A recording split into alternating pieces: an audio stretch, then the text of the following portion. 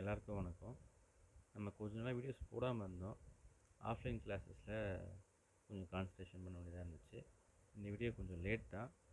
இருந்தாலும் நிறைய பேர் வந்து இன்னும் அந்த டிஎன்பிசி உடைய குரூப் 4 புது சிலபஸில் வந்து நிறைய டவுட்ஸ் கேட்டுகிட்டே இருக்காங்க.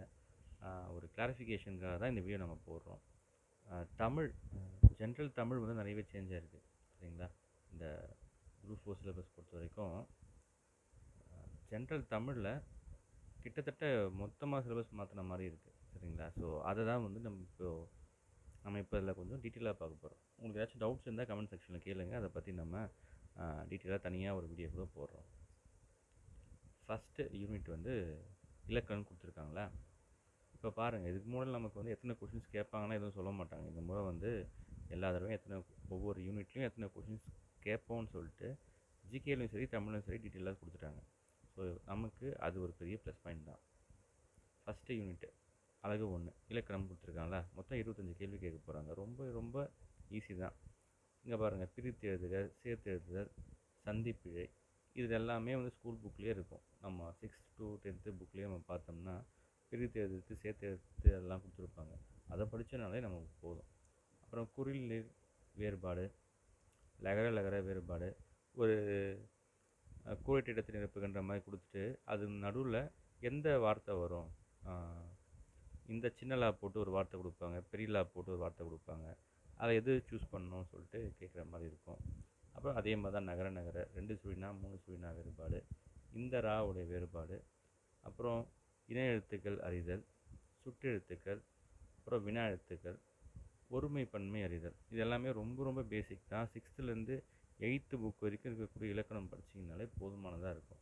அப்படியே ரெண்டாவது பாருங்களேன், சொல் அப்படின்னு சொல்லிட்டு வந்துட்டாங்க. இதில் வேர்ச்சொல் அறிதல், வேர்ச்சொல்லில் இருந்து வினைமுற்று, வினையச்சம், வினையாளனின் பெயர், பெயரச்சம், பெயர் வகை அறிதல், அயற்சொல், இது எல்லாமே பார்த்திங்கன்னா நமக்கு 6th to 8th புக்கு தான் கவர் ஆகும்.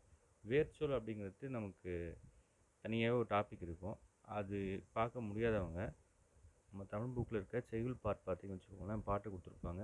அது பின்னாடியே வந்து பகுதி உறுப்புகளை கொடுத்துருப்பாங்க. பொருள் குறுக்கெலாம் கீழே பார்த்தீங்கன்னா அதை படிச்சுக்கோங்க. அதிலேயே வந்து முதல் வார்த்தை வந்து அந்த சொல்லுடைய வேர்ச்சொல்லு தான் கொடுத்துருப்பாங்க, சரிங்களா? ஸோ அதுலேருந்து கூட நம்ம வேர்ச்சொல் படிச்சுக்கலாம்.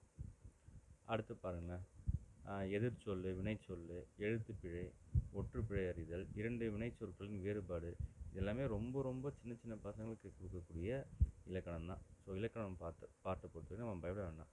அடுத்து சொல்லகராதி, எதிர்ச்சொல் எழுத்து, ஓர் எழுத்து ஒரு மொழி, உரிய பொருளை கண்டறிதல், ஒரு பொருள் தரவுடைய பரச்சொல், பொருந்தா சொல்லை கண்டறித்து, அகரவரிசைப்படி சீர் செய்து, இதெல்லாம் தான் கொடுத்துருப்பாங்க. இது எல்லாமே பார்த்திங்கன்னா 6th to 8th தான், சரிங்களா? அப்புறம் அப்படியே வாங்களேன், இங்கே வந்து கோட்டெடுத்து சரியான சொல்லி தேர்ந்தெடுத்து எழுதுதல், இதில் மொத்தம் சொல்லகராதியில் 15 கேள்வி கேட்க போகிறாங்க. இந்த 15 கேள்வி பாருங்களேன். பள்ளிக்கு சென்று கல்வி பயிலுதல் சிறப்பு, ப்ராக்கெட்டில் பயிலுதல் எழுதுதல், இது நம்ம யோசிச்சோம்னா நமக்கே தெரியும். பள்ளிக்கு சென்று கல்வி எழுதுதல் சிறப்புன்னு வராது, பயிலுதல் சிறப்புன்னு தான் வரும். ஸோ இந்த 2 ஆப்ஷன்லேருந்து இதை நம்ம சூஸ் பண்ணுவோம்.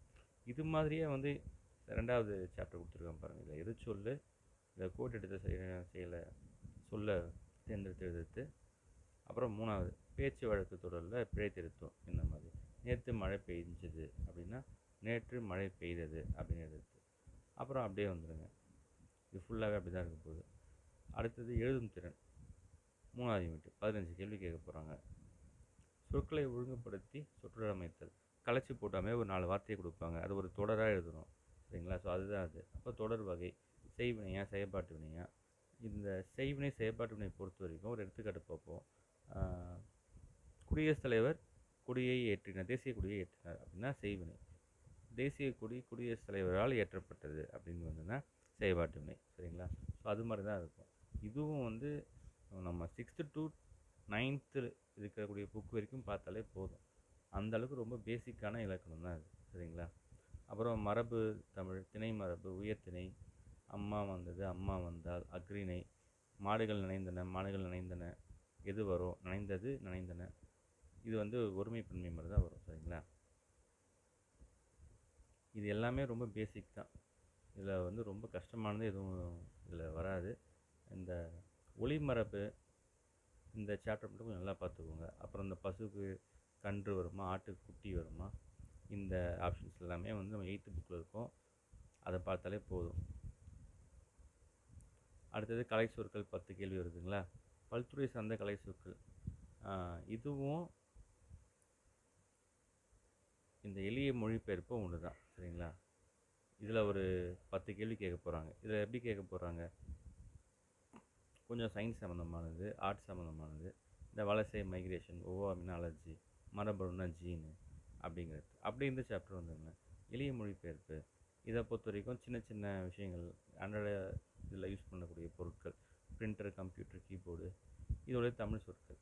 ஸோ ரெண்டுமே வந்து ஒன்று தான், சரிங்களா. ஒரு இப்போ பாருங்களேன், மொழிபெயர்ப்பு மட்டுமே 15 கேள்வி கேட்க போகிறாங்க. அடுத்தது இங்கே வந்துடும் வாசித்தல்.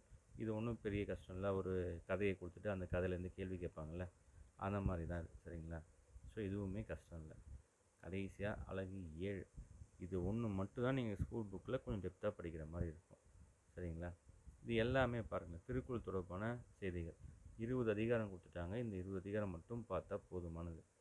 இது ஒன்று மட்டும், இந்த ஒரே ஒரு அழகு மட்டும்தான் நீங்கள் கொஞ்சம் டைம் ஸ்பெண்ட் பண்ணி படிக்கிற மாதிரி இருக்கும். இது கூட பாருங்களேன், ஒரு 15 கேள்வி தான் கேட்க போகிறாங்க. அப்போது 100 கேள்வி இருக்குன்னா அதில் 85 கேள்வி வந்து பெருசாக இல்லை, ரொம்ப பேசிக்கான இது மட்டும்தான் இருக்க போகுது, சரிங்களா. மிச்சம் இருக்க இந்த 15 கேள்வி தான் முக்கியம்.